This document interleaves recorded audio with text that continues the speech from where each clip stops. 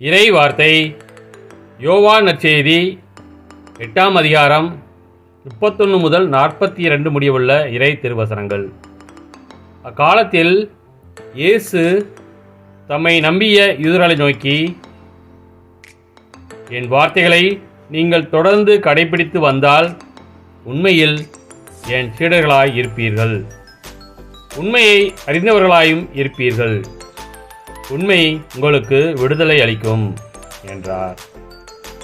யூதர்கள் அவரை பார்த்து, உங்களுக்கு விடுதலை கிடைக்கும் என நீர் எப்படி சொல்லலாம்? நாங்கள் யாருக்கும் ஒருபோதும் அடிமைகளாய் இருந்ததில்லை. நாங்கள் ஆபிரகாமின் வழிமரபினர் ஆயிற்றே என்றார்கள். அதற்கு இயேசு, பாவம் செய்யும் எவரும் பாவத்திற்கு அடிமை என உறுதியாக உங்களுக்கு சொல்கிறேன். வீட்டில் அடிமைக்கு நிலையான இடம் இல்லை, மகனுக்கு அங்கு என்றென்றும் இடம் உண்டு.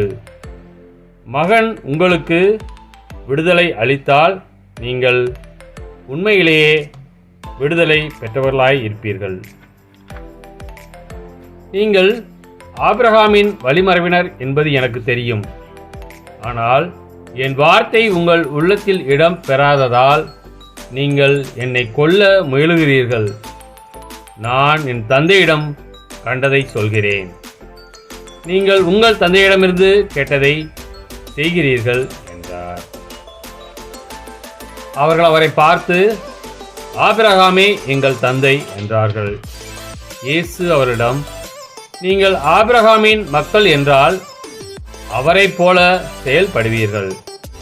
ஆனால் கடவுளிடமிருந்து கேட்டறிந்த உண்மையை உங்களுக்கு எடுத்துரைத்த என்னை நீங்கள் கொல்ல முயல்கிறீர்கள்.